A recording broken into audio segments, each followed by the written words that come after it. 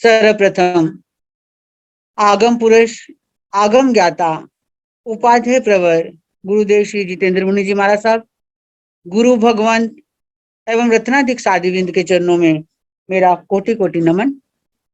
हम सब नित्य प्रति गुरुदेव उपाध्याय प्रवर के मुखारविंद से आगम वाचना श्रवण कर रहे हैं। आज भी गुरुदेव अपनी वाणी से अमृत रस बरसाएं, लेकिन उससे पहले हम सब मिलकर गुरुदेव को वंदन नमस्कार करेंगे और आज प्रत्यक्ष रूप से गुरु वंदना का लाभ ले रही हैं उत्तर भारत परिवर्तनी महाश्रमणी शासन ज्योति गुन्नी श्री सुधा जी महाराज साहब की सुशिष्या, प्रदीप्त तपस्वनी महासाध्वी श्री कमलेश जी महाराज साहब की शिष्या, प्रवचन प्रभाविका महासाध्वी श्री श्रेष्ठा जी महाराज साहब, परम विदुषी डॉक्टर श्री चंदना जी महाराज साहब आदि ठाणे 5, जिनका चतुर्मास नाभा पंजाब के अंदर गतिमान है, महासाध्वी प्रवचन प्रभाविका श्री श्रेष्ठा जी महाराज साहब आदि ठाणा 5।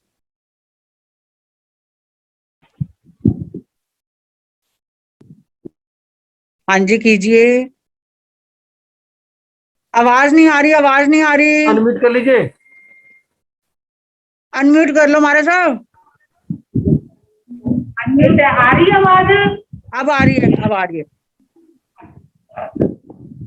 गुरो आयाहिनं दयाहिनं करेहि वन्दामि नमस्कामि सकारेहि सम्मानि कल्याणं मंगलं देयं देयं पद्मनाभि वन्दे गुरो आयाहिनं दयाहिनं करेहि वन्दामि नमस्कामि सकारेहि सम्मानेहि कल्याणं मंगलम देव्यं देव्यं पद्मनाभि वन्दे आयाहिनं दयाहिनं करेहि वन्दामि नमस्कामि सकारेहि सम्मानेहि कल्याणं मंगलं देव्यं देव्यं पद्मनाभि वन्दे सुखदाता हमारा देव।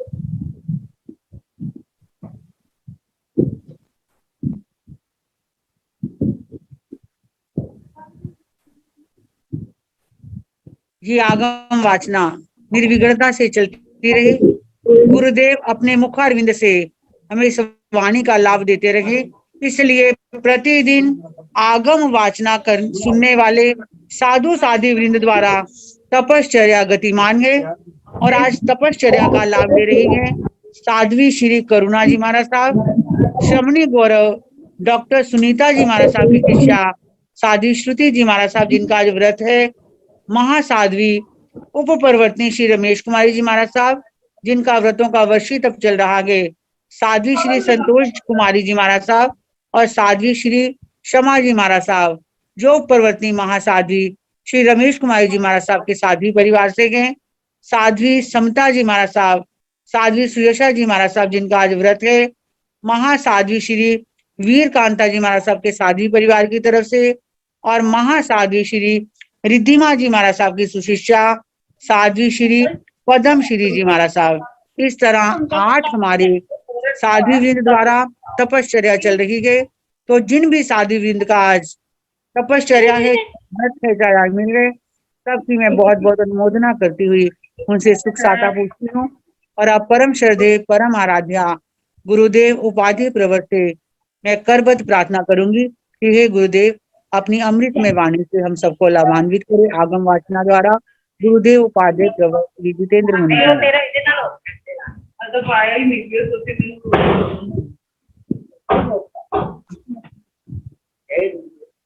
नमो अरिहंताण नमो बुद्धाण नमो पावयाण नमो दयाण नमो नमये सब साहोरं येसो पंच नमो सब महापुरासनो मंगलानंत संदेशे परमं हवै मंगलम्। जिन शासन बिंदवाणी सदा जयवंतो श्रमसं सदा पवित्र भगवान महावीर स्वामी उनकी परम पावन कल्याणी भगवती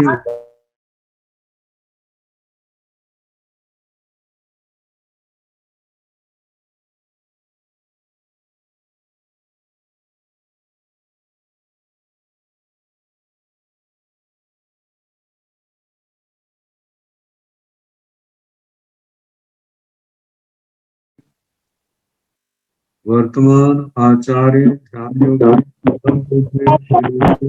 महाराज एवं गुरुजन सबके पावन चरण सरोजों में मेरा अनंत नमस्कार। आगम परिषद में विराजमान वरिष्ठ मुनिराज एवं अन्य मुनिवृंद, परमादरणीय भगवती स्वरूपा महासाध्वी श्री उत्तराधीन सूत्र की वाचना प्रारंभ है। 5वां अध्याय सुनाया जा रहा है जो समाप्ति की ओर। कल 29 गाथा तक सुनाया था। अब 30वीं गाथा तुनिया विशेष मादाय दया धम्मस खंतिये विपसीच में हावी कहा भूएण अपना। तोलिया तोल करके, इसको तोलना 2 प्रकार के मरण का वर्णन आया मृत्यु का।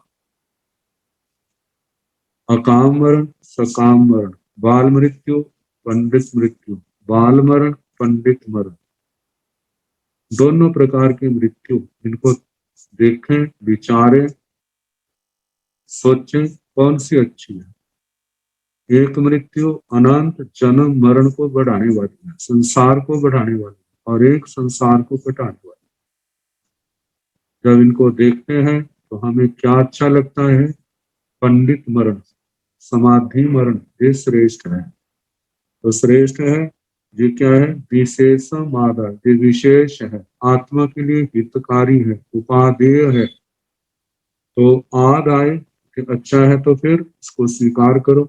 उसको स्वीकार करके दया धम्म स खंती, जो दया धर्म, दया धर्म से 10 प्रकार का जो श्रमण धर्म है, जति धर्म है, खंती, मुक्ति, अजवे, मध्वे, लाभवे, सच्चे, संयमे, तवे, चियाए, बमचेर, वासे, ये सब लें। और इनसे संबंधित खंतिये, इनसे संबंध रखने वाली कौन है? क्षमा। क्षमा, सहन शक्ति, सहनशीलता, शांति। और शांति का नाम आया, लेकिन इसके साथ जैसे अज्जवे, मध्यवे, लाघवे जे गुण हैं उनको भी ग्रहण करना। अज्जवे, मध्यवे, खंती, मुक्ति, निर्लोभता, अज्जवे, आर्जव, मध्यवे, मार्दव, इन गुणों से मेधावी, मेधावान, बुद्धिमान, मेधावी, मेधा, तत्व का निर्णय करने वाली, सत्य असत्य का निर्णय करने वाली, ये जो आत्मा की शक्ति है, मेधा, उससे जो संपन्न है साधक, साधु, साध्वियां, कहते हैं तहा भूयण अपना, ऐसी आत्मा से, तथाभूत आत्मा जिसने अपने जीवन में खंती, मुक्ति, अज्वे, मध्वे आदि 10 यति धर्मों की विशेष आराधना की है, महाव्रतों की आराधना की है, छठे रात्रि भोजन का त्याग किया है, 5 समिति, 3 गुप्ति, इनका पालन किया है, जति धर्म की आराधना की है, इससे अपनी आत्मा को संस्कारित किया है। तो इसी धर्म से अपनी आत्मा को ये धर्ममय बनाना। तहा भूयण अपना, तथा भूत आत्मा से, तथा भूत आत्मा जो आत्मा धर्म का रूप बन चुकी है, जिसका सारा जीवन, समस्त जीवन जिसका अभ्यास किया है। कहते हैं जब किसी चीज का अभ्यास हो जाता है वह उसी का रूप बन जाता है। तो ऐसी धर्म में आत्मा से मेधावी, बुद्धिमान, विपसीत, भी प्रसीदे, प्रसन्न हो गए, अपनी आत्मा को प्रसन्न करे, अपनी आत्मा में प्रसन्नता का भाव लाए। कितना सौभाग्य मेरा है कि मेरे को अपना इस संयम तप की आराधना से मैंने अपने जीवन को संवारा है, संभाला है, गवाया नहीं है, पाप कर्मों की दलदल से इसको लिप्त नहीं किया। तो इस प्रकार प्रसन्नता आत्मा के अंदर आनी चाहिए। प्रसन्नता जब आत्मा के अंदर अच्छी वस्तु होगी तो उस समय प्रसन्नता स्वयं पैदा होगी। और ऐसे समय में जो हमारी धर्म साधना है उसकी सफलता का, कि हमारी कितनी साधना सफल है, इसी समय पता चलता है। कहते हैं कि अंतिम समय लेशा अच्छी है, इसका मतलब उसकी साधना भी अच्छी है। यदि अंतिम समय लेशा अच्छी नहीं रही, अध्यवसाय अच्छी नहीं रही, इसका मतलब साधना में ऐसी कमी आई है जिसके कारण से इस महालाभ से उसको वंचित होना पड़ा। तो कहा ऐसे समय ये प्रसन्नता कैसे होगी? ये प्रसन्नता तभी होगी अपने जीवन की ओर झांकी डाले, नजर डाले, कहाँ कहाँ मैंने भूलें की है या हुई है। जहाँ भूलें की है हुई है उनको अपनी आलोचना के द्वारा और अपनी निंदना ग्रहणा के द्वारा, पश्चाताप प्रायश्चित के द्वारा उनका शुद्धिकरण करें। जब शुद्धिकरण करेगा तो जैसे सिर से बोझ उतरने के बाद आत्मा को प्रसन्नता की अनुभूति होती है, तो ऐसे ही लगे दोषों की के परिमार्जन से, उनके शुद्धिकरण से अपना बोझ हल्का होगा और उससे अपनी आत्मा को शांति होगी। तो ऐसे भावों से अपनी आत्मा को प्रसन्न करे, अपने जीवन में ध्यान दे, कहाँ कहाँ मैंने इस मोक्ष मार्ग से विपरीत जानने अनजाने पन में ऐसी क्रियाएं की है जिसके कारण से ऐसे समय मेरे को प्रसन्नता का अनुभव नहीं हो रहा। तो जब जीवन की ओर ध्यान देगा, अपने साथियों आप ध्यान दो, मैं भी ध्यान देता हूँ, आपको कहीं ध्यान दे आता है तो आप बताओ मैंने कहाँ गलतियां की हैं। जहां जहां गलतियां की हैं तो उनकी क्या क्षमा याचना करे। सबसे किसी के साथ बैर की गांठ नहीं रखनी, किसी के साथ बैर विरोध नहीं रखना। जहां पर वो सूत्र खामे में सभ्य जीवे सभ्य जीवा खमंतों में मिट्टी में साप हुए सुबेरम मध्यम न पेड़, ऐसे भावों को आत्मसात करें। जब ऐसे भाव आत्मा के अंदर समाएंगे तो आत्मा को प्रसन्नता भाव स्वयं प्रकट होगा। वो प्रसन्नता भाव जीवन की अंतिम घड़ियों में है, वो जीवन की सफलता की सूचना है कि इसका समाधि मरण हो रहा है। सबका अपने चारित्र में ज्ञान दर्शन चारित्रता 5 प्रकार का जो आचार है, कहीं पर भी दोष लगा, सरल हृदय से यदि उसने अपनी समस्त आलोचना कर ली और उसके बाद जो जो मेरे को याद आया मैंने सरल हृदय से स्वीकार किया, फिर भी कोई रह गया हो तो मैं देव गुरु धर्म की साक्षी से मैं उसकी भी आलोचना निंदना ग्रहणा करता हूँ, क्षमा याचना करता हूँ। जब ऐसे भाव आएंगे तो आत्मा के अंदर आह्लाद, आत्मा के अंदर प्रसाद भाव, ये प्रसन्नता का भाव अवश्य में प्रकट होगा। तो ऐसे भाव से अपनी आत्मा को प्रसन्न रखें। आगे कहा तो काले अभिपेय सड्ढी तालिस मंतिये बीण एज लोम हरिसंग बेहंग बेहंग बेहस कम पाए। तो काले, तो का मतलब उसके पश्चात, काले अभिपेय, वो काल धर्म की मृत्यु की घड़ियां जब आ जाती हैं तो जो बड़े बड़े महासत्व साधक है, ज्ञानी है, ध्यानी है, जीवन का क्षण क्षण संयम तप के संस्कारों से संस्कृत किया है, कहते ऐसे महासत्व साधकों को तो हम छोड़ दें, फिर भी प्राय करके मृत्यु शब्द ऐसा है जिसको सुन करके कितने लोग विचलित हो जाते हैं। विचलित होने के कारण से वो मृत्यु का भय उसको भयभीत भी कर सकता है। तो कहा जब भयभीत होती है मृत्यु के क्षणों को देख करके तो शरीर रोमांचित हो उठता है भय के कारण। तो कहा ऐसे समय में सभी वे श्रद्धावान जो साधु साधियां हैं या श्रावक श्राविकाएं हैं जिनको अरिहंत देव निर्ग्रंथ गुरु केवली प्ररूपित धर्म के प्रति पूर्ण श्रद्धा है, रोम रोम में वो श्रद्धा समाई है, जिन्होंने साधु साध्वी है तो साधु जीवन के द्वारा, संयम तप के द्वारा, श्रावक श्राविकाएं हैं तो उन्होंने अपनी श्रावक चर्या के द्वारा अपनी आत्मा को जो संस्कृत किया है, शुद्ध किया है, पापों से बचाया है, निंदना आलोचना से अपने हृदय को, अपनी आत्मा को शुद्ध किया है। तो ऐसे श्रद्धावान साधक काली संग ऐसा भय का वातावरण उत्पन्न होने पर अंतीय गुरुजनों के पास में कहते 41 मतलब किसको कहा जा रहा है, जहाँ बैसा कहते लोम हरिसा, वह रोम हर्ष मतलब के शरीर के रोमांचित हो रहे हैं, रोम ऊपर उठ रहे हैं, किसके कारण से, उस भय आदि के कारण से। कहा कि उस समय बीण एज, उस जो रोम हर्ष, वो रोम रोमांचित हो रहे हैं, उस समय भय को दूर करे, विचार करे मुझे क्यों डरना है, मैंने तो अपना जीवन संयम तप के द्वारा अपना जीवन जिया है, मैंने किसी का बुरा सोचा नहीं, बोला नहीं, किया नहीं, तो फिर मुझे किस बात डरने की क्या बात है। शरीर है, इसको तो छोड़ना ही है, चाहे किसी की कितनी लंबी आयु क्यों ना हो, आखिर अंतिम समय तो उसका आता ही है। डरे वो जिन्होंने गलत काम किए हैं, जिन्होंने पाप कर्म किए हैं, जिन्होंने ऐसे काम नहीं किए, उसको किस बात के डरने की जरूरत है। तो इस प्रकार गुरुओं के चरणों में आ करके अपने उस भय को दूर करे और गुरुओं के चरणों में उनका मंगल पाठ सुनते हैं, मंगल वचन सुनते हैं। जब उस समय अपना नहीं चलता तो गुरुजन अपने साथी जो साधु हैं, उनके साथ के साधु हैं, वे उनको सुने, शास्त्र वाणी सुनाते हैं। साधु हैं तो वो उनको सुनाते हैं, जैसे मर्यादा के अनुसार यदि दिन का समय है तो साधु साध्वी वहां है तो एक दूसरे को भगवान की वाणी सुनाते हैं और उनका प्रोत्साहन बढ़ाते हैं। जो समाधि मरण को प्राप्त हो रहा, आप कितने भाग्यशाली हैं, देखो जिन्होंने अपने जीवन के अंदर वो समाधि मरण प्राप्त किया, कैसे कैसे उनके मरणांतिक कष्ट आए, कितनी उन्होंने समता रखी।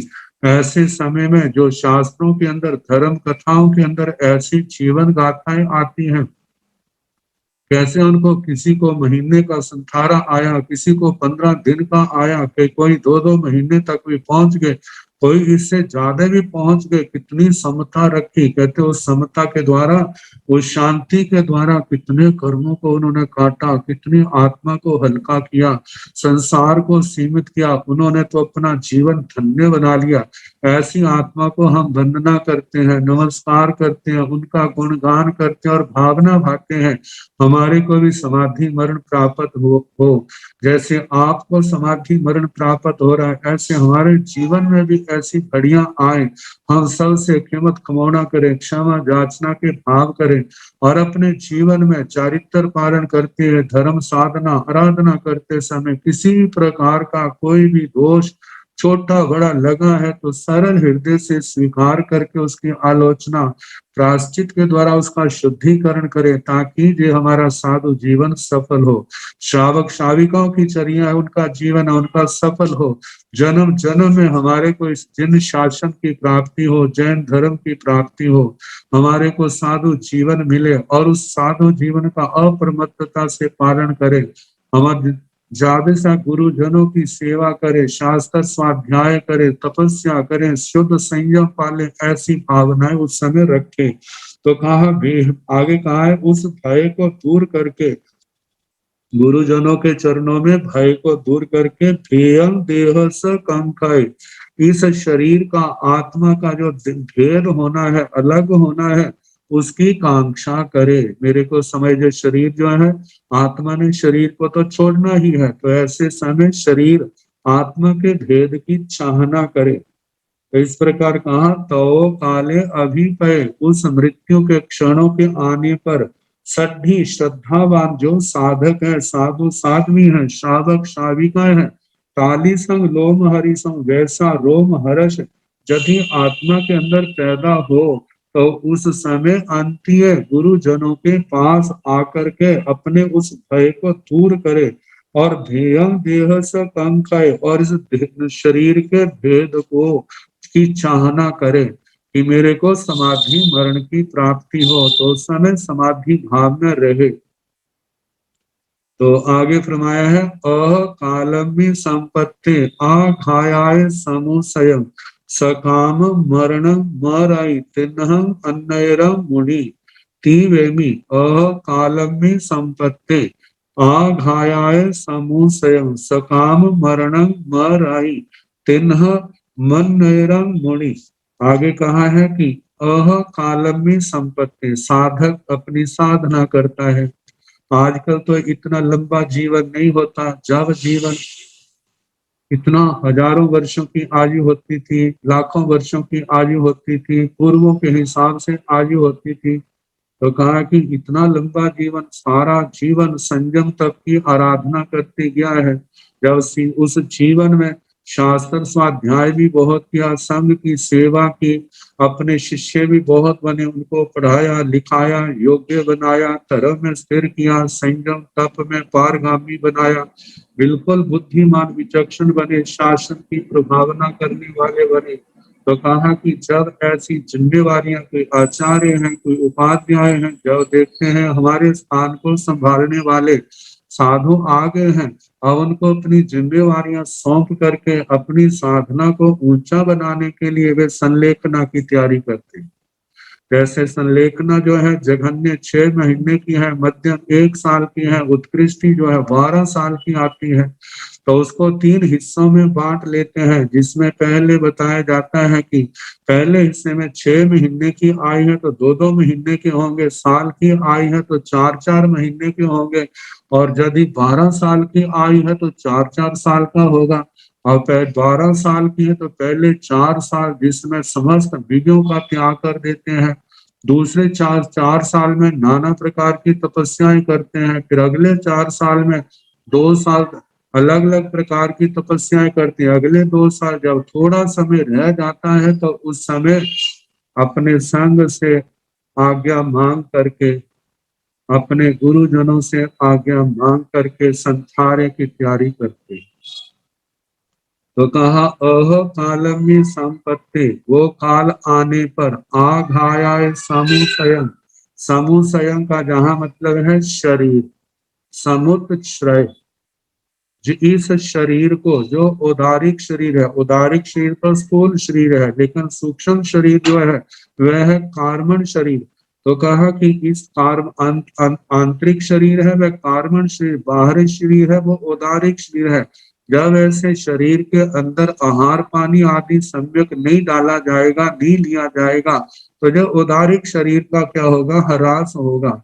लेकिन इसके साथ साधक को समता भाव का ध्यान रखना, अपने आप को स्वाध्याय में, अपने आप को ध्यान में, इन क्रियाओं में लगा करके रखे और विचार करे मेरे कौन से कषाय प्रबल हैं, उन कषायों को पतला करना है। कहती ये शरीर तो ये तो शरीर पतला होगा ही, लेकिन इस शरीर से भी ज्यादा जो ध्यान रखना है वह हमारा कार्मण शरीर कमजोर हो, वह हमारा पतला पड़े। जितना कार्मण शरीर कमजोर होगा, हमारे जो विकार है, विकृतियां हैं, वह भी उतनी ज्यादा कमजोर पड़ेंगी। कहते हैं शरीर तो पतला कर लिया, लेकिन जे कषाय, जे कार्मण शरीर पतला ना पड़ा, तो जे शरीर, स्थूल शरीर, उदारिक शरीर का पतला होना जे इतना सार्थक नहीं होगा।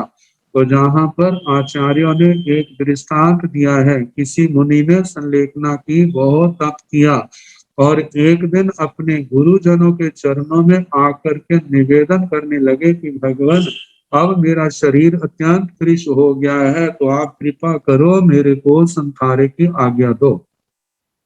अब गुरुजनों ने देखा और भावों को पढ़ा, चेहरे को देखा, तो उन्होंने कहा शरीर तो कमजोर किया है, अभी और कमजोर करो।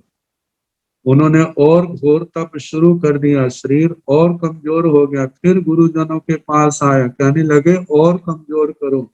अब जब 2-3 बार कहा ऐसे और कमजोर करो, तो एक दिन वो शिष्य जो आवेश में आकर के कहने लगा मेरे शरीर का मांस सूख गया है, गुस्से में आ गया, कहने लगे अब मैं क्या और कमजोर करूं। तो गुरुजन ने कहा कि मेरा मतलब, मेरा भाव जो है शरीर को कमजोर करने से नहीं है, मेरा भाव इस कार्बन शरीर को, इन कषायों को, इन विकारों को पतला करने से है। ये शरीर तो हमने अनंत बार भी क्या क्या किया, इसको पतला किया है, लेकिन इससे कुछ नहीं बना। लेकिन हमें इस शरीर के साथ अपने कार्बन शरीर को, इन विकारों को पतला करना है। इनको पतला करो, जे पतले हैं तो हमारे जीवन की सफलता है, जीवन की सार्थकता है। तो ये जो दृष्टांत है कितनों को जो शिक्षा देने वाला है कि हम इसकी ओर विशेष ध्यान दें। तो कहा जाता है इस शरीर को पतला करने के यही साधन है कि हम श्रद्धा भक्ति पूर्वक शास्त्र स्वाध्याय करें, हम तपस्या करें, शुद्ध संयम पालें। जब इतना ऐसा होगा तो हमारा समता पूर्वक कषायों के आवेश में नहीं आना। यदि मानो आ जाते हैं तो अपनी निंदना आलोचना के द्वारा, प्रायश्चित के द्वारा उसका शुद्धिकरण करना। ये सारी की सारी क्रियाएं जो है केवल औदारिक शरीर को नहीं, कार्बन शरीर को भी पतला करने के, कमजोर करने की साधनाएं है। तो कहा कि ऐसे आघायाय समूह स्वयं, इस शरीर को, मतलब के शरीर दो प्रकार का, एक आंतरिक और एक बाह्य। बाह्य शरीर औदारिक शरीर है और आंतरिक शरीर जो कार्बन शरीर है। इनको आघायाय, इसकी छायावंतियां आघात्यन, संलेखना आदि इन उपक्रमों से, इन साधनाओं से इसका विनाश करते हुए सकाम मरण मरई, साधक जो है, साधु साध्वी शावक शाविका सकाम मरण, पंडित मरण को प्राप्त होते हैं। तिन्नम अन्य रंग मुनि, तीन प्रकार का वो मरण कहा, जैसे भक्त प्रत्याख्यान, इंगिनी मरण और पादपोप गमन। तो कहा जाता है, कल भी बताया था, पादपोप गमन के लिए तो केवल बज्र ऋषभ नारायण संग्रहण के जो धनी होते हैं उन्हीं महासत्व साधकों को आज्ञा है।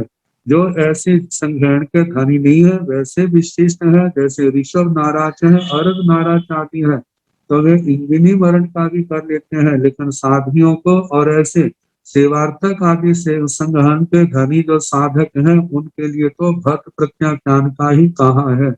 कहा कि जितनी अपनी क्षमता है उसके अनुसार हम करें और जहाँ पर जीवन की सफलता को हम प्राप्त करें। तो इस प्रकार कहा है कि तीनों कि उस मृत्यु का समय आने पर इस औदारिक शरीर और कार्बन शरीर का घात करते हुए तीन में से मतलब के पंडित भात प्रत्याख्यान है, इंगिनी मरण है और पादपोप गमन, अपनी क्षमता के अनुसार तीनों में से मुनि जो है, साधु साध्वी, लेकिन श्रावक श्राविकाएं भी संथारा लेते हैं। कहते हैं वो अपने अपने अपने साधना के क्षेत्र में उनके द्वारा सकाम मरण को प्राप्त होते हैं। तीन आचार्य श्री सुधर्मा स्वामी जी महाराज कहते हैं, इस अध्ययन का जैसा अर्थ मैंने सुना वह मैंने आपको सुनाया, अपनी ओर से कुछ भी नहीं सुनाया।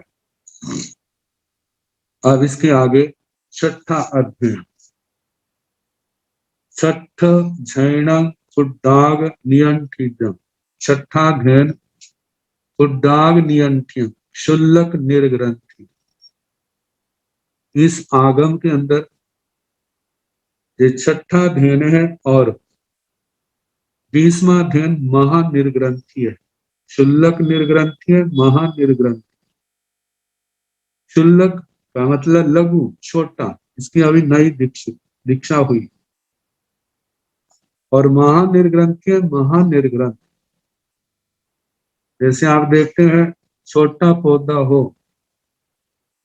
तो वह थोड़ी सी हवा से भी धराशायी हो जाता,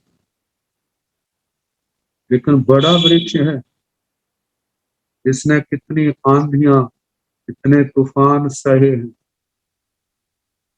और कितनी गर्मियां, कितनी सर्दियां सही है, वह बड़ा वृक्ष आगे भी आंधियां तूफान सहने के लिए सक्षम है। वैसे महानिर्ग्रंथ कितने भी प्रकार के परिसर उपसर्ग आए, वो साधना के मार्ग से विचलित नहीं होते।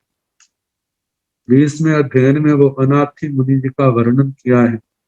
वैसे राजा ने भौतिक सुखों का प्रलोभन दिया, लेकिन वो मुनि उस प्रलोभनों में नहीं आए, स्वयं को भी अपने आप को स्थिर रखा और उस राजा जो मिथ्या दृष्टि था उसको भी सम्यक दृष्टि बनाया। लेकिन जो अभी छोटी दीक्षा का साधक है, साधु साध्वी, और यदि गृहस्थों में देखा जाए श्रावक श्राविकाएं, तो परिपक्वता पाने के लिए उनको सबसे बड़ी जरूरत है उनका ज्ञान, उनका ध्यान, इसको पक्का किया जाए। जितना ज्ञान परिपक्व होगा उतना आगे चल करके वह और परिपक्व साधक के रूप में हमारे सामने आएगा। तो नई नई दीक्षा ली है तो उस समय ज्ञान तो होता है, श्रद्धा होती है, लेकिन इतना ज्ञान थोड़े होता है।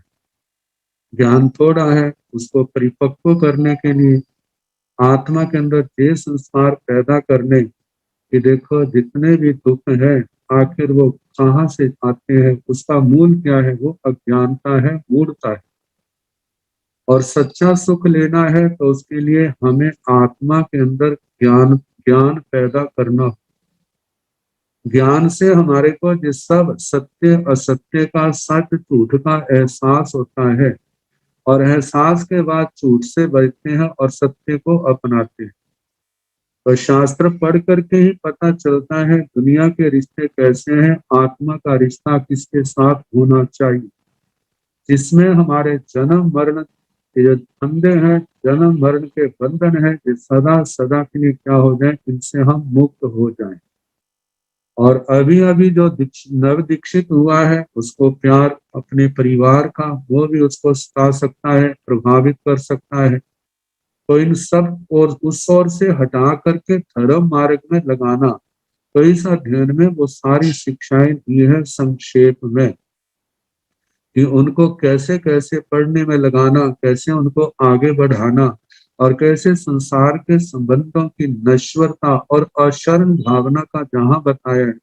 और दुनिया के मत मतांतर जो ये कहते हैं कि बस हमारी ओर आ जाओ, आसानी से तुम्हारा क्या हो जाएगा, कल्याण हो जाएगा, इतनी कठोर साधना करने की क्या जरूरत है, इतने प्रकार के प्रलोभन आते हैं। तो जहाँ पर बताया है उन प्रलोभनों से इस आत्मा का कल्याण होने वाला नहीं है। जो सच है वो सच है, सच के द्वारा तो आत्मा संसार को पार कर सकता है। और वो सच क्या है कि जहाँ तत्वों का ज्ञान है वहां पर संयम और तप है, क्योंकि जानने मात्र से कोई बीमारी से छुटकारा नहीं पा सकता। बीमारी से छुटकारा पाना है तो उसको परहेज भी रखना होगा। जहाँ जानकारी जरूरत है वहां पर परहेज और दवाई की भी जरूरत है। जब वो परहेज और दवाई ठीक प्रकार से करेगा वेद के अनुसार तो उसको स्वस्थ की प्राप्ति होगी। इसी प्रकार भगवान गुरुजनों के अनुसार जहाँ पर जीव अजीव आदि तत्वों का, शास्त्रों का ज्ञान है, उससे हमारा अज्ञान का अंधेरा दूर होता है। और वहां पर फिर उसके आगे संयम और तप की आराधना के द्वारा आत्मा के जन्म जन्म के कर्मों के बंधन टूटते हैं। तो कहा जाता है कि ये संयम जो है वो परहेज के समान है और तपस्या जो है औषधि के समान है। इसको जिसने भी विधि पूर्वक पालन किया है वो ही एक दिन समस्त कर्मों के बंधनों को काटने में समर्थ सफल हुआ है। और जो ये कहते हैं कि केवल बस जान लिया, जान लेने मात्र से हम क्या, हमने जान लिया अब हम उससे लिप्त नहीं है, ये केवल अपनी आत्मा को धोखा देने के समान है। कहा जानना अपने स्थान पर है, जानने के बाद उसका आचरण करना, आचरण के साथ तपस्या आदि करना, इसके द्वारा संयम के द्वारा आने वाले नए कर्म रुकते हैं और तपस्या के द्वारा पूर्व के बंधे हुए कर्म कटते हैं। इस सिद्धांत को हमें दिल दिमाग में बिठाना और हर समय ये प्रयास करना कि हमारी साधना दिन प्रतिदिन आगे बढ़े, संयम निर्दोष हो, तपस्या बढ़े और विषयों से हम मुक्त रहे। इस मार्ग पर जितना चलेंगे हमारा जीवन सफल होगा। तो इस अध्ययन की पहली गाथा जो है, जावंत अविद्या पुरीसा सभ्य के दुख संभवा लोपंती बहुसो मूढ़ा संसारम्मी अनंत। पूर्व अध्ययन में समाधि मरण का वर्णन किया। कहते जो समाधि मरण कैसे प्राप्त होगा, तो समाधि मरण का साधु जीवन का, श्रावक जीवन का वर्णन कर दिया। लेकिन साधु जीवन को ही विशेष आगे बताया जा रहा है कि कैसे कैसे साधु जीवन पालन करना है। जहाँ पर की प्राचीन टीकाकारों ने भगवती सूत्र का निर्ग्रंथ का थोपड़ा बड़े विस्तार से दिया है, लेकिन वो थोपड़ा जो है जब भगवती सूत्र आएगा, जहाँ पे विशेष प्रसंग आएगा तो उसको देखेंगे, काफी लंबा है तो उसको तो हम नहीं प्रारंभ करते, लेकिन जहाँ पर अवगाथाओं का जो अर्थ है वो प्रारंभ किया जा रहा है, कहा जा रहा है जावंत अविद्या पुरीसा शब्दे ते दुख संभवा लोपंती बहुसो मूढ़ा संसारमी अनंत। जावंत का मतलब जितने, जितने भी दुनिया के अंदर कैसे हैं, अविद्या पुरुषा, अविद्यावान पुरुष, जो तत्व ज्ञान से हीन है, जिनको आत्मा का, परमात्मा का, पुण्य पाप का, जो हम कहते हैं ना, ये 25 बोल का ज्ञान है, ये 9 तत्व का ज्ञान है। 25 बोल के ज्ञान में कितना गहन ज्ञान है। आप कहते हैं ना कि अपनी आत्मा को जानो, जिसको जे 25 बोल 9 तत्वों का ज्ञान हमें आत्मा का ज्ञान प्राप्त करने के लिए बहुत बड़ा सहायक है।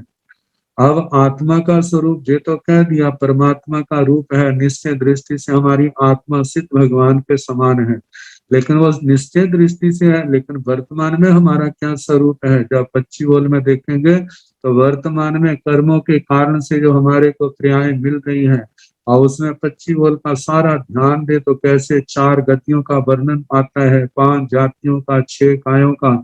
इन कर्मों के कारण से हम देखें तो गतियों में मनुष्य गति है, जातियों में पंचेंद्रिय जाति है, काय में त्रस काय है, 5 इंद्रियां प्राप्त हैं, 6 पर्याप्तियां हैं, 10 बल प्राण है। जो कर्मों के कारण से, कोई क्षोभम से, कोई उदय से इस आत्मा को जो कुछ मिल रहा है, शरीर 5 है, योग 15 है, उपयोग 12 है, कर्म 8 है। जिन जिन कर्मों ने इस आत्मा को बांधा हुआ है, कि कैसे बांधा है, किसी और व्यक्ति ने नहीं, हमारी ही आत्मा ने इस आत्मा अपने आप को 8 कर्मों के बंधनों से बांधा है।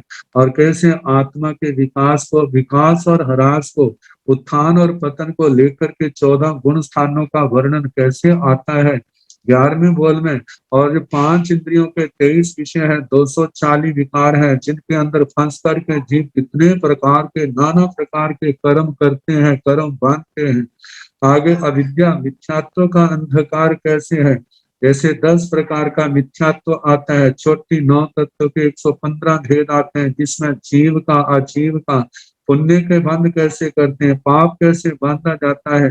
फिर उसके आगे इनका आगमन कैसे होता है, आश्रव संबर है, इनकी निर्जरा कैसे की जा सकती है, कर्म बनते कैसे हैं, आत्मा का मोक्ष कैसे है। फिर उसके आगे आत्मा 8 आता है, द्रव्य आत्मा, विषय आत्मा, योग आत्मा, उपयोग आत्मा, ज्ञान आत्मा, दर्शन आत्मा, चरित्र आत्मा, वीर्य आत्मा। जो सारा जो कितना वर्णन है, जो सारा आत्मा को जानने के लिए ही तो हमारे आचार्यों ने ग्रंथों में से, आगम में से निकाल करके 25 बोल के रूप में रखा है। कैसे संसार के जीव 24 दंडकों के रूप में विभक्त हैं। फिर उसके आगे लेशाएं जो है आत्मा के अध्यवसाय, वो 6 प्रकार के हैं, दृष्टियां 3 हैं, आगे ध्यान, आर ध्यान, रोतर ध्यान, धर्म ध्यान, शुक्ल ध्यान, कैसे उनका वर्णन किया है। 25 बोल में शब्द तो संक्षिप्त है, लेकिन उसके व्याख्या ग्रंथों को देखें कितना विस्तार से आता है। और यदि हम आगे देखें, जितने भी हमारे आगम ग्रंथ हैं, जो 25 बोल और 9 तत्व की ही एक प्रकार से व्याख्या करने वाले हैं। आगे 6 द्रव्य हैं, जो कुछ संसार के अंदर कैसा है, राशियां 2 हैं, जीव राशि, अजीव राशि। और श्रावक जीवन में 5 अनुव्रत, 3 गुण व्रत, 4 शिक्षा व्रत हैं। और साधु जीवन के 5 महाव्रत हैं। और भांगे जो नियम पक्षपात लिए जाते हैं श्रावक श्राविका की अपेक्षा से, कैसे 11 का भांगा है, 11 का अंक है, 12, 13 का, 21, 22, 23 का है, 32, 32, 33 का है। चरित्र साधु के 5 हैं, जिनका अवलंबन लेके, पालन करके संसार से आत्मा जो है पार होती है, संसार को पार करती है। कितना गहन ज्ञान, कितना संक्षेप सूत्रों में जो यहाँ पर दिया है। कहा इनको हम याद करें, इनका हम चिंतन करें, शास्त्रों को पढ़ें, जहां भी देखेंगे इन्हीं की क्या होगी, व्याख्या होगी। तो कहा है कि जिनको जो सारा ज्ञान नहीं है, अविद्यावान है, जो इस ज्ञान से रहित हैं, कहते ऐसे जितने भी लोग हैं, चाहे कहीं पर हो, किसी देश में हो, किसी स्थान पर हो, 14 राज्यों लोक में, चाहे अधो लोक है, चाहे मध्य लोक है, चाहे ऊर्ध्व लोक है, चाहे भरत क्षेत्र के हैं, निरावत क्षेत्र के हैं, महाविजय क्षेत्र के हैं, कहीं पर भी हैं, जिन आत्माओं के जो अविद्या का अंधकार समाया हुआ है, जिनके अंदर विद्या का प्रकाश नहीं है, सभ्य ते दुख संभवा, ते सभ्य, वे सारे के सारे क्या है, दुख संभवा, दुखों को भोगने वाले हैं। वो ऐसे काम करें जिससे दुख ही पैदा होंगे, दुखों के उत्पादक है। आगे कहा है कि लुपंती बहु सो मूढ़ा संसार अनंत, अनंत संसार में, इस अनंत संसार में, ये संसार जो है चार गति रूप है, जिसकी ना आदि है ना जिसका अंत है, ऐसे संसार में मूढ़ा, वे मूढ़ जो अविद्या से ग्रस्त है, जिनके अंदर सच्ची विद्या का प्रकाश नहीं है। यदि है तो संसारी विद्या है, संसारी विद्या जो है वो आत्मा का मार्ग, आत्म कल्याण के लिए मार्ग प्रशस्त नहीं करती, वे केवल दुनिया का ज्ञान देती है, संसार का, जिसके द्वारा आजीविका के साधन चलते हैं, आजीविका कमा लेते हैं। लेकिन तत्व ज्ञान न होने के कारण से वो क्या है, अविद्या से ग्रस्त, वो मूढ़ है। लुपंती बहुसो न लुपंती बहुसो, वो बार बार बार बार इस संसार के अंदर लुप्तपंथी लुप्त होते हैं, आदि व्याधियां, संयोग वियोग दुखों से, इनसे क्या है वो लुप्त, पीड़ित होते हैं, दुखी होते हैं। कहीं कहीं जाते हैं जब अपने अपने कोई पुण्य नहीं है, जहां भी जाते हैं मुसीबतें ही मुसीबतें आती हैं, और ज्ञान न होने के कारण से संसार के सुख मिलते हैं, बड़े खुश होते हैं, उनके अंदर फंस जाते हैं, दुख आते हैं तो घबरा जाते हैं, अरे हम अब कैसे होगा कैसे होगा। लेकिन जिस आत्मा के अंदर ज्ञान होगा वो सोचेगा ये सुख है, ये भी पूर्व जन्म के पुण्य का है, लेकिन हमने इसके अंदर फंसना नहीं है, इसके अंदर रचना पचना नहीं है। आखिर इनके अंदर जितना रचे पचेंगे, हमारा जो जितना समय है वो कहाँ जाएगा, आश्रम में जाएगा, बंद में जाएगा। जो समय है इनके अंदर ना फंस करके हमें तो धर्म ज्ञान करना है, शास्त्र स्वाध्याय करनी है, तपस्या करनी है, धर्म कथा सुननी है, जिससे हमारा ज्ञान निर्मल हो, धर्म के संस्कार परिपक्व हो। हमें तपस्या के द्वारा कर्मों की निर्जरा करनी है। कहते हैं विद्या होगी तो ये होगा, यदि विद्या नहीं है, सच्ची समझ नहीं है, मोह का जोर है, तो वह संसार के सुखों को प्राप्त करके तो खुश होगा, उसमें फंसेगा, और दुख आएंगे तो रोएगा चिल्लाएगा। एक और आर ध्यान है, कहीं रोतर ध्यान है, इसके द्वारा नए नए पुराने कर्म तो भोगने नहीं जाएंगे, आगे के लिए और प्रगाढ़ नए कर्म बांध लेगा। जब बांध लेगा तो मरने के बाद फिर नरक त्रयंच आदि दुर्गतियों में इस आत्मा को भटकना पड़ेगा। तो इसलिए कहा जाता है कि जितने अविद्यावान पुरुष हैं वे सारे के सारे दुखों को भोगने वाले हैं। वे इस अनादि अनंत संसार में वे मूढ़ लोग बार बार क्या होते हैं, लुप्त होते हैं, पीड़ित होते हैं, दुखी होते हैं संसार में, संयोग वियोगों के द्वारा। अच्छे बुरे का संयोग, बुरा संयोग है, दुखदायी है, अच्छे का वियोग हो रहा है, वो भी उनको दुख दे रहा है। कहते हैं यदि आत्मा के पास विद्या का प्रकाश हो जाए, सच्ची विद्या जो वीतराग भगवंतों के द्वारा, अरिहंत भगवंतों के द्वारा जो तत्व ज्ञान दिया है, इसके द्वारा वो अपने मार्ग को प्रशस्त कर सकता है। मुझे अपने पाप नहीं करना है, मुझे धर्म करना है, संसार के भोगों में डूबना नहीं है, मुझे संयम तप की आराधना करनी है। पहले में जहां तक संभव है साधु जीवन आए, साधु जीवन नहीं आता है, जब तक ना आए तो श्रावक जीवन सम्यक दृष्टि पूर्वक श्रावक वृत्ति का पालन करे, जिससे क्या है उसका संसार सीमित हो। तो जहां पर कहा जाता है कि जिसके पास तो ये प्रकाश है वो तो अपना मार्ग प्रशस्त कर लेता है, जिसके पास ये विद्या का प्रकाश नहीं है वो संसार के अंदर भटकता है, दुखी होता है। तो जहां पर टीकाकारों ने, आचार्य भगवंतों ने एक दृष्टांत दिया है, कहते कोई भाग्यहीन देश विदेश में कमाने के लिए गया है, बहुत भ्रमण किया, कुछ भी उसको मिला नहीं। जब वो वापिस निराश होकर अपने घर का, अपने गांव में आ रहा था, तो रास्ते में कहीं मंदिर में रुका था, तो उसने क्या देखा, एक बाबा बैठा है, बाबा बैठा है, तो बस जब आया तो अकेला था। रात को जब रात गहरी होने लगी तो उस बाद बाबा उठा है, और उसने अपने विद्या बल से, अपने मंत्र बल से उसने बहुत बड़ा भवन बनाया, और जो जो कहता जा रहा है सब कुछ वहां पर आने लग पड़ा। जब आता है तो वहां पर खाना क्या है, पीना क्या है, वहां पर नाचना गाना सब कुछ होने लग पड़ा, और वो बाबा जो है बड़े मजे से रह रहा है। और उसने जिस समय सुबह होने को आए तो सारी अपनी माया समेट के फिर वो अकेले का अकेला हो गया। और उस व्यक्ति ने देखा, कहते इस बाबा की सेवा करो, ये बाबा से मेरे को बहुत कुछ मिल सकता है। बाबा के चरणों में आया है, उसने वंदना की, कहा बेटा क्या चाहिए? कहते मेरे मैं बहुत दुखी हूँ। कहते मेरे पास दो चीजें हैं, एक तो है विद्या, जिसने एक विद्या सिद्ध की हुई है और एक सिद्ध करने वाली है। मतलब आपको एक घड़ा है, वो एक तो वो घड़ा है और एक वो जिससे घड़ा वो सिद्ध किया जाता है। अब तो जो चाहेगा वो तेरे को मिल जाएगा। कहते क्या करना होगा? कहते जो तो घड़ा है मैं मंत्र पढ़ूंगा, उसको आपने संभाल के रखना, उसकी पूजा करना, जो मांगेगा वो तेरे को मिल जाएगा। और दूसरी बात जो विद्या है, वो विद्या आप को विद्या दी जाएगी, मंत्र दिया जाएगा, उसकी आपको तप त्याग पूर्वक साधना करनी पड़ेगी, उसके बाद विद्या सिद्ध होगी। तो वो मेहनत तो करना चाहता नहीं था, उसने कहा कि मेरे को वो घड़ा दे दो। और जिस समय उस बाबे ने उसको घड़ा तो दे दिया, लेकिन सिर पर उठा करके अपने घर आया। रात को सुबह उठ करके उसने नहा धो करके उसने उसकी पूजा की और अंदर से आवाज आई, क्या चाहिए?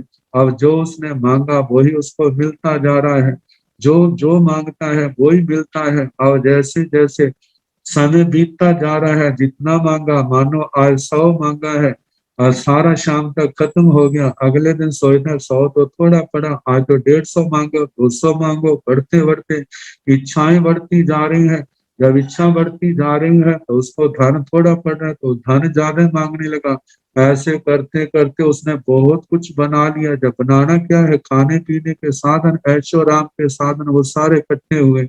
अब जहाँ पर बिना मेहनत की कमाई आ रही है तो वहां पर बुराइयां भी आ जाती हैं।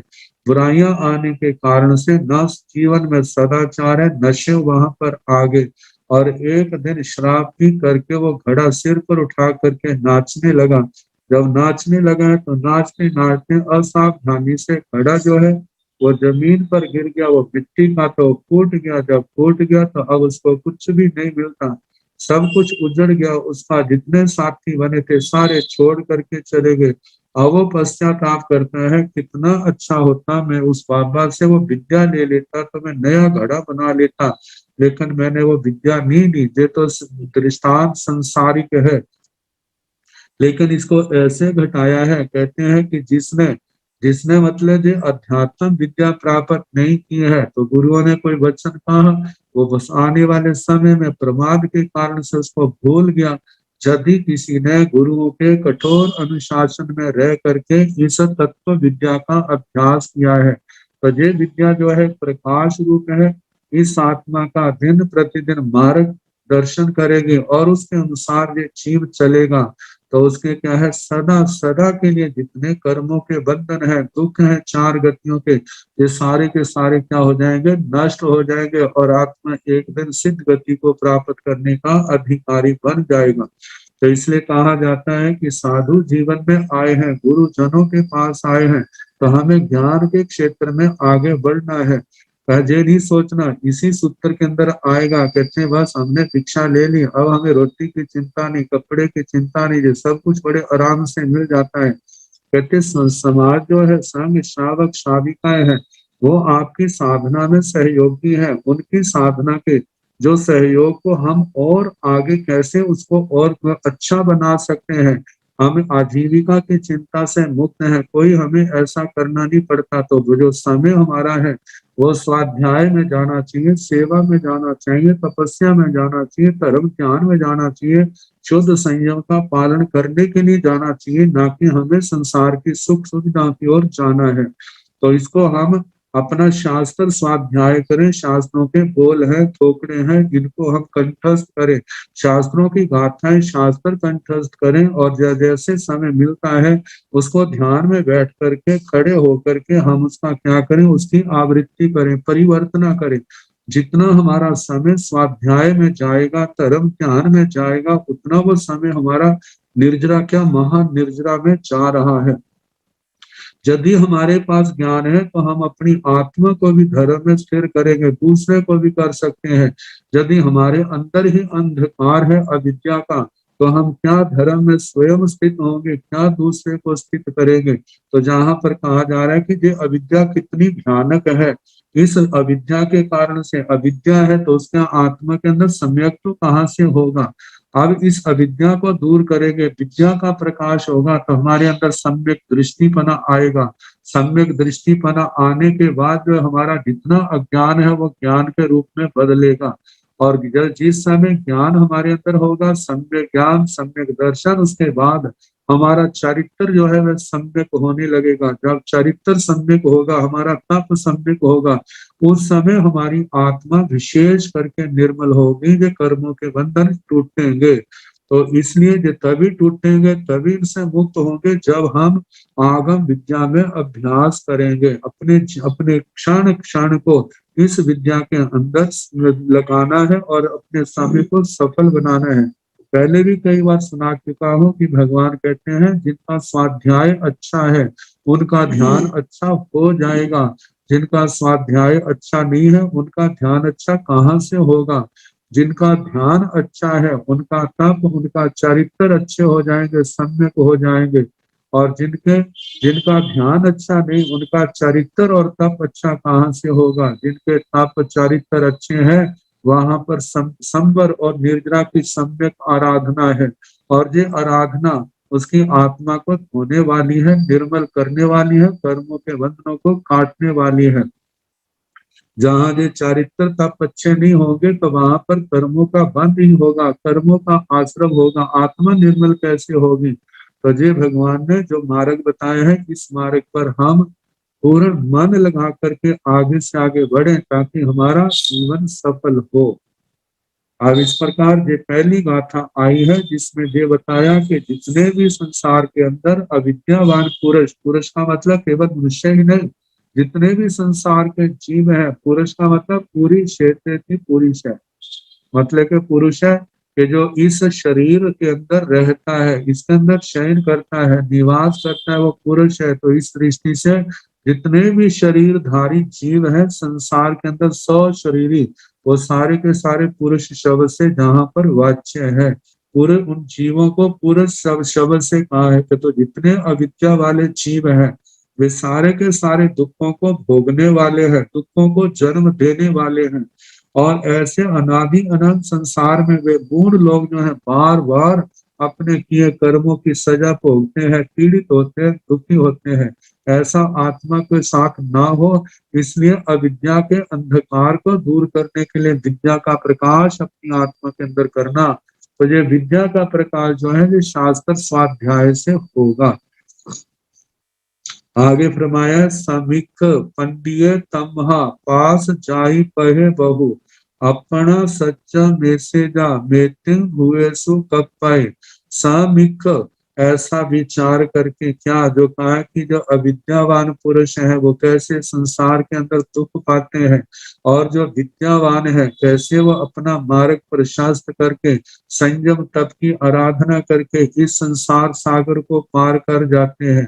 तो कहा ऐसा विचार करके पंडित, जो पंडित है, विद्यावान है, बुद्धिमान है, तत्वों का ज्ञाता है, तो ऐसे पंडित साधु साध्वी है, चाहे वो श्रावक श्राविका है, तम इसलिए मतलब पास जाई पहे बहु, पास का मतलब पश्य देखना भी होता है, और जहाँ पर देखने अर्थ में भी आ जाता है, कहते हैं जाई पहे बहु, पास मतलब देखो, जाई पहे बहु, बहु का मतलब बहुत सारे, जाई पहे जाति पथ जो है, इनको आप ध्यान से देखो कि कैसे संसार के अंदर कितनी जीव जोनियां हैं, कीड़े मकोड़ों से लेकर के आत्मा का पतन होता गया, कैसे पंच इंद्रिय से 4 इंद्रिय में गया, 4 इंद्रिय से 3 इंद्रिय में गया, 3 इंद्रिय से 2 इंद्रिय में गया, 2 इंद्रिय से 1 इंद्रिय में, कभी पृथ्वी काय के रूप में, कभी अप काय के रूप में, कभी तेजस काय के रूप में, कभी वायु काय के रूप में, कभी वनस्पति काय के रूप में, कभी सूक्ष्म का रूप है, कभी बादल का रूप है, कभी प्रत्येक का रूप है, कभी निगोद का रूप है।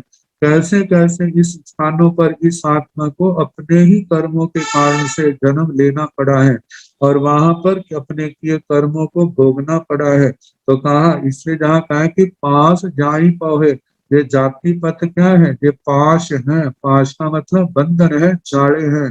जैसे मकड़ी अपने जाड़े में बने अपने बनाए जाले में स्वयं फंस जाती है, फिर उसका निकलना संभव नहीं होता, वही तड़प तड़प से मर जाती है। ऐसे ये संसार के जीव जो है अपने कर्मों के बंधनों के कारण से ये एक इंद्रिय आदि नाना प्रकार की जातियां इस आत्मा को मिलती है, और कैसे इन जातियों के अंदर ये जीव जो है दुख भोगते हैं, कभी नरकों में, कभी त्रियंच गति में, कैसे बद्ध बंधन, भूख प्यास सर्दी गर्मी अनंत दुख इस आत्मा को भोगने पड़ते हैं। कहते हैं इनके समझ इन सब के संबंध में समीप विचार करो, ये सारे के सारे कैसे पैदा हुए, अविद्या के कारण से ही तो पैदा हुए हैं।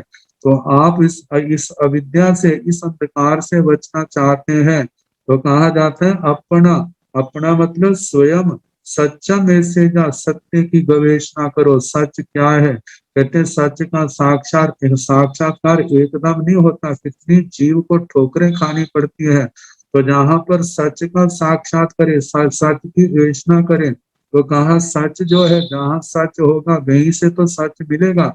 तो हमारे गुरुजनों की कृपा के कारण से कहो, गुरुजनों के उपकार के अनंत उपकार के कारण से, जिन्होंने हमें जिन शासन से जोड़ा, अरिहंत भगवंतों से जोड़ा, जिनका कोई अपना स्वार्थ नहीं है, जो सब कृत कृत्य हो चुके हैं, केवल अपने शेष और घाती कर्म रह गए हैं, उनको उन्होंने क्षय करना है। तो उन्होंने अपने केवल ज्ञान, केवल दर्शन के द्वारा दुनिया को उपदेश दिया, तीर्थ की स्थापना की और धर्म का उपदेश दिया कि जिस प्रकार इस पावन दशा को मैंने पाया है आप भी पा सकते हैं। तो उन्होंने अपने धर्म उपदेश के द्वारा यही छह द्रव्यों का लोक का 9 तत्वों का ये सारा उपदेश दिया है। कहते हैं ये सच है, ये कहा जाता है ना तामेव सत्यम निसंकम जम जीणे ही पवेयम, वो सत्य है, शंकाओं से रहित है, जिसकी प्ररूपणा जिन भगवंतों ने, अरिहंत भगवंतों ने, राग द्वेष के विजेता सर्वज्ञ सर्वदर्शी अरिहंत भगवंतों ने किया है, वो सत्य है। कहते हैं उस सत्य को जाने, वो सत्य हमारे को कैसे मिलेगा?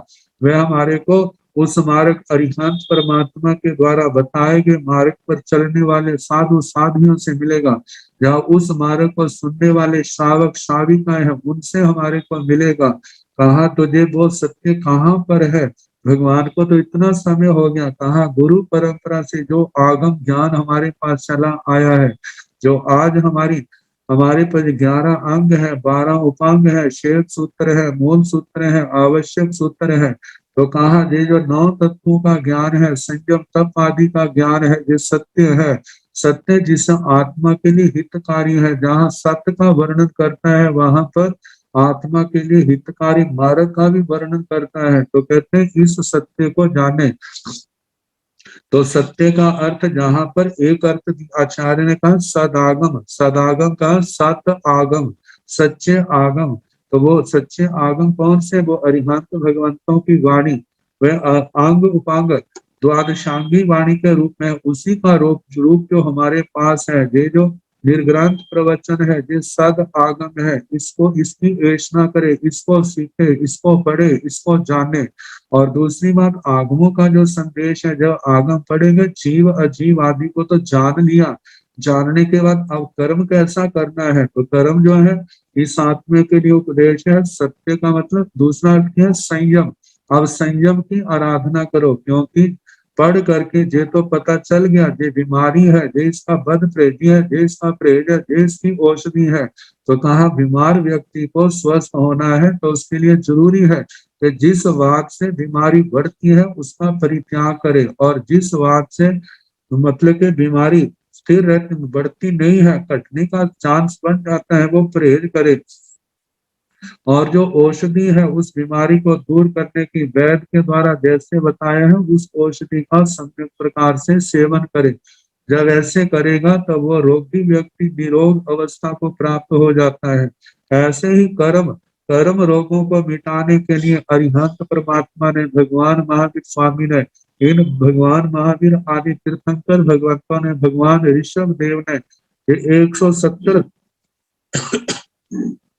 15 कर्म भूमिया है, 170 क्षेत्र है, उन्हीं क्षेत्रों में तीर्थंकर भगवंतों ने जो उपदेश दिया है, कहते हैं उस उपदेश को जाने और उस उपदेश में जैसा निर्देश है उसके अनुसार हम चले।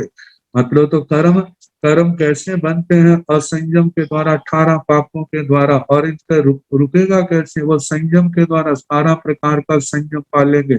और जो बंदे कर्म है वो कैसे कटेंगे? वो 12 प्रकार की तपस्या के द्वारा कटेंगे। भगवान के जैसा भगवान ने बताया है उसके अनुसार यदि हम अपनी वृत्ति को, अपने आचार को बनाते हैं तो हमारा क्या होगा?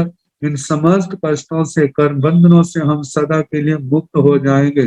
तो कहा कि हे आत्मा, अपना सच्चा में से जा, अपना स्वयं सत्य की ऐषणा करे, सद आगम की ऐषणा के। सद आगम हमारे को मिले हैं तो इसका हम स्वाध्याय करें, इसका पठन पाठन करें, और सक्षम ऐसे जा मतलब संयम का पालन करे।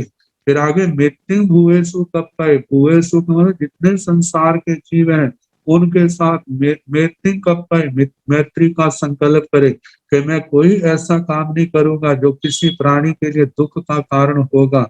समस्त संसार के प्राणी मेरे क्या है? मित्र है।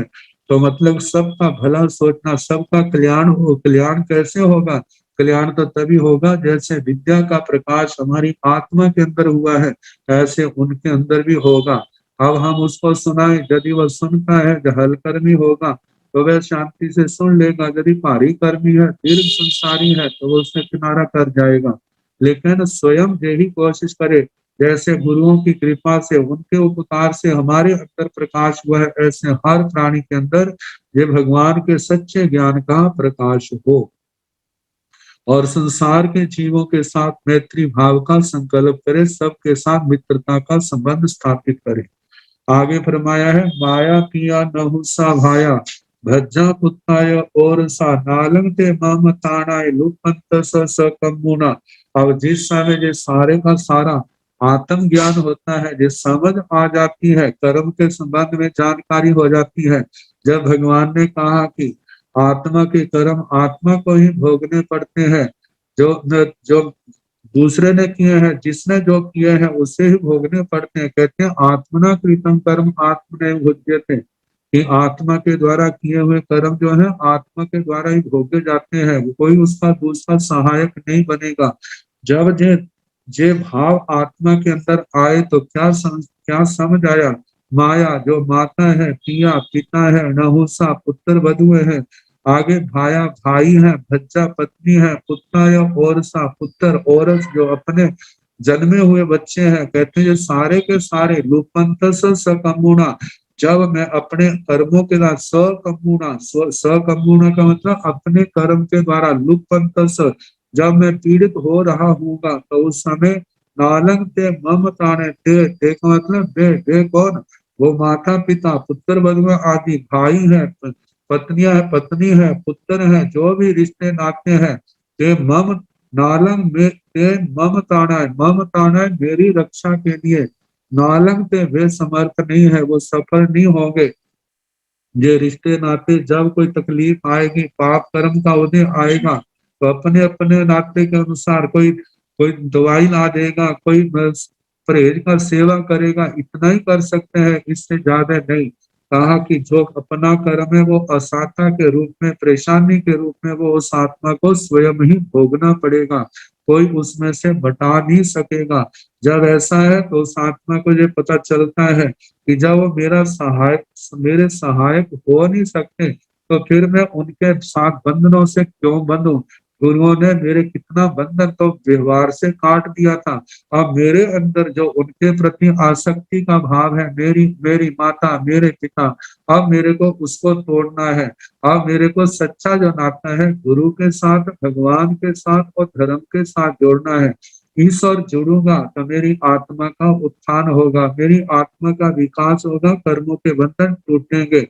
तो इसने कहा जहां पर ये रिश्ते नाते जितने संसार के गाढ़े से गाढ़े हैं या दूरगामी है, जिस समय मेरे अकर्मों का उदय होगा तो कोई भी मेरे को उस कर्म के फल से बचाने में समर्थ नहीं हो सकता।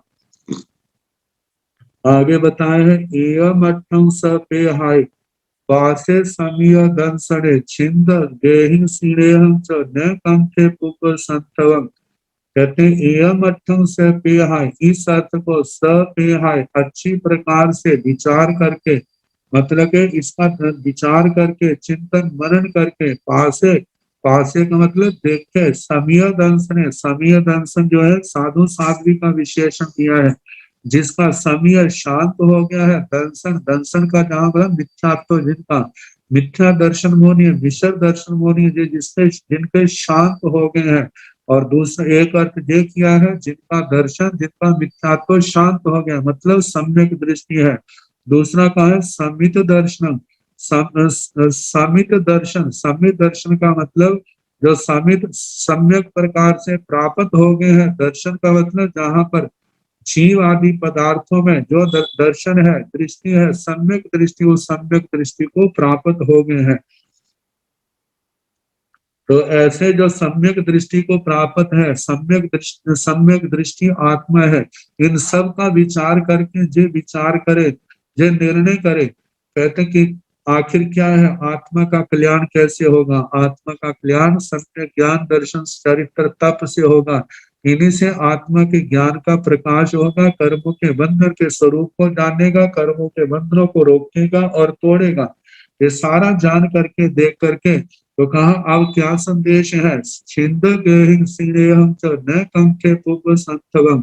हे आत्मा, जो संसार के संबंधों के प्रति, संसार के भोगों के प्रति जो आपके अंदर गेहिं गृद्धि है, आसक्ति है, उसका छेदन करो, उसको तोड़ो। कहा उसको तोड़ा है, स्नेहम च, और संसार के लोगों के प्रति जो स्नेह भाव है उसको भी तोड़ो। कहा जो उनका स्नेह भाव है वो आपको संसार से तारेगा नहीं, वो डुबोने में तो सहायक हो सकता है, आरत ध्यान रौद्र ध्यान का कारण हो सकता है, लेकिन धर्म ध्यान का कारण नहीं। तो इसलिए उनके प्रति, संसार के लोगों के प्रति, काम भोगों के प्रति जो वृद्धि भाव है, जो स्नेह है, लगाव है, उसका आप छेदन भेदन करो। न कंके कुब संतवम, कुब संतवम का मतलब पूरा परिचय, संसारी लोगों के साथ जो परिचय है उसको, उसकी चाहना ना करे, क्योंकि संसारी लोगों का परिचय जो है वो आपके ज्ञान दर्शन चारित्र तत्व को बढ़ाने वाला नहीं है, वह आपके वैराग्य को बढ़ाने वाला नहीं है। आपका ज्ञान दर्शन चारित्र कैसे बढ़ेगा, आप गुरुजनों के चरणों में उस समय स्वाध्याय करेंगे जो अपने से वरिष्ठ हैं, अपने से अच्छे हैं।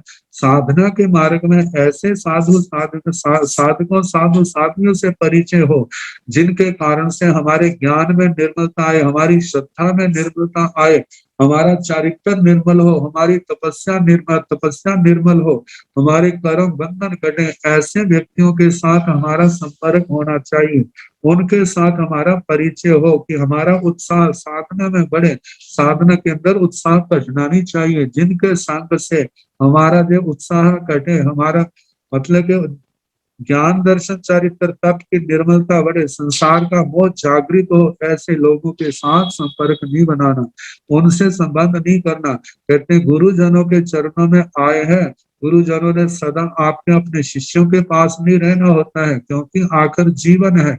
एक दिन जीवन की संध्या आएगी जब कोई ऐसी दुर्घटना होगी, वो अपना भाव पूर्ण करके चले जाएंगे।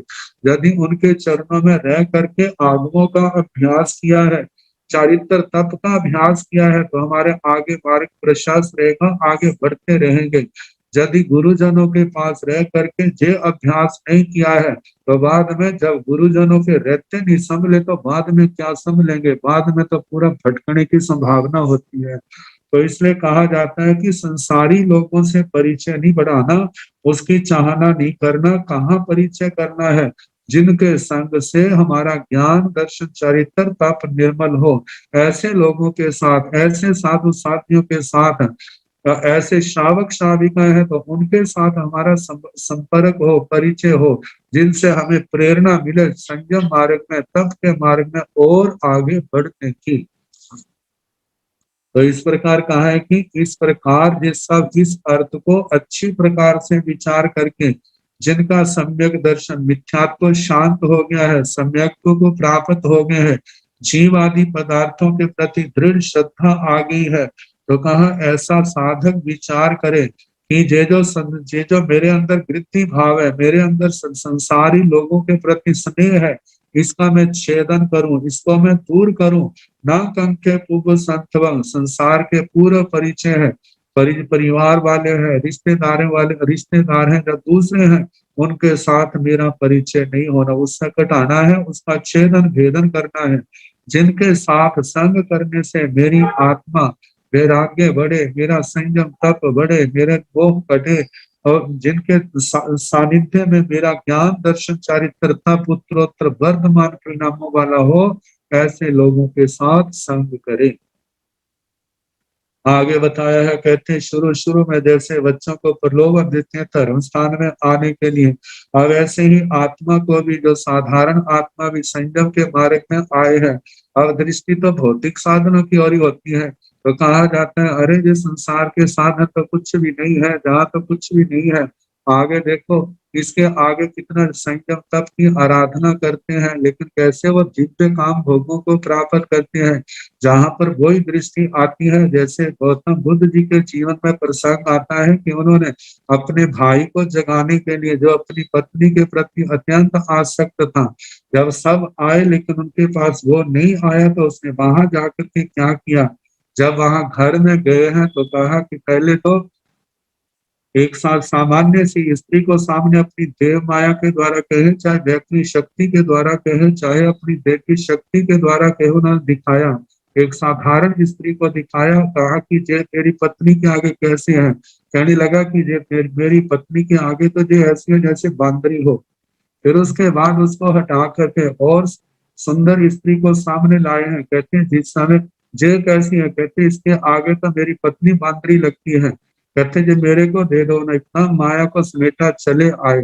जब वापिस आए गौतम बुद्ध जी, और उनके पीछे पीछे वो भाई भी आया है, अब जिस समय भाई आया तो कहा कि मेरे को जो आपने दिखाया था वो दो, कहते यदि आपने वो चाहिए तो आप क्या करो, जो साधु जीवन लो। उसने साधु जीवन ले लिया। कोई पूछता है कि साधु जीवन किस लिए ले रहे हैं, इसलिए पा रहे हैं, कहते हैं उस सुंदरी को पाने के लिए, और इसलिए उसका नाम सुंदरी नंद रख दिया, जिसके सौंदर्य का उपासक है। और लोग उसको चिढ़ाने लगे हैं, अरे जिसको आत्मा के कल्याण की चिंता नहीं है, ये तो उस देवी के लिए तपस्या कर रहा है। जब वो बार बार चिढ़ाते हैं तो गौतम बुद्ध के पास आए और कहा कि मेरे को ये चिढ़ाते हैं, कहते पहले ये बताओ क्या वो सच बोल रहे झूठ बोल रहे, कहते बोल तो सच रहे हैं, कहते सच बोल रहे तो फिर आप स्वीकार करो उसको, कहते फिर मेरे को क्या करना चाहिए, कहते इस मोह को त्यागो और आत्मा के सच्चे सुख की ओर आप अपना ध्यान दो। तो कहा इसी प्रकार जो साधारण श्रेणी के साधक होते हैं, जिनके बार बार मोह के चक्कर में संसार के सुखों की ओर ध्यान चल जाता है, तो उनके लिए कहा जाता है, कहते हैं अरे जिन साधनों के लिए आप जा रहे हैं, जो सारे के सारे स्थायी नहीं है, जल्दी नष्ट होने वाले हैं।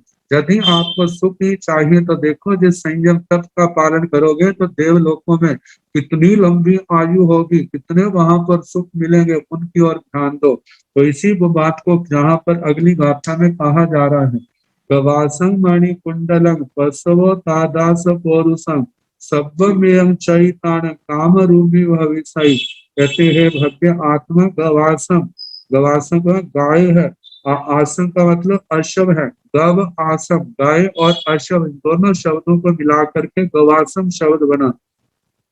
मणिकुंडलम मणिकुंडल है, पशुओं पशुधन है, दास पौरुषम दास है, आगे पौरुषम और पुरुषों का समूह है, संसार के जो भी काम करने वाले हैं, कहते सब्बम एवं चैतान, इन सब को छोड़ करके काम रूपी भविष्य, यदि आप इस संयम की आराधना करोगे, तपस्या की आराधना करोगे, तो आप अपनी इच्छा के अनुसार संसार के सुखों को भोगने वाले, मतलब अपनी इच्छा के अनुसार अपना रूप बनाने में समर्थ हो जाओगे। कहा जाता है कि प्रारंभ में तो ऐसे है, लेकिन धीरे धीरे आखिर में यही कहा जाता है जो अगली गाथा के अंदर बताया जा रहा है, कहते कितने भी जो संसार के सुख क्यों ना हो, ये आत्मा को तृप्त करने में समर्थ नहीं है, और कितने भी संसार के जो सुख क्यों ना, जो सदा रहने वाले नहीं है, और ये सारे के सारे तुम्हें दुखों से कर्मों के बंधनों से बचाने में भी समर्थ नहीं है।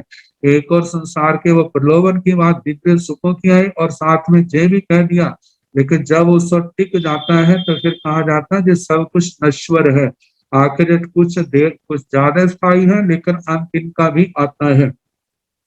थावरं जंगमं चैव धनं धन्नं उवक्करं पच्यमानस कम्मेहि नालंग दुखाओ मोहिने स्थावरंग स्थावर जीव है, कहते स्थावर धन है, ऐसे अचल संपत्ति है जो चलने वाली नहीं, जंगमंग जो जंगम चलने फिरने वाली है, चेव और धन धन है, धन्य धान्य है, उवक्रम और भी उपस्कर का घर के उपकरण साधन है, पच्च मानस कम में ही जिस समय आप आत्मा अपने अविद्या के कारण से मोह के कारण से जो पाप कर्म इकट्ठे किए थे, जब पाप कर्म अपना फल देने के लिए आएंगे, नाना प्रकार के शरीर में रोग पैदा हो जाएंगे। नालंग दुखाओ मोहिने, इतना कुछ इकट्ठा किया है जो दुखों से बचाने में समर्थ नहीं है।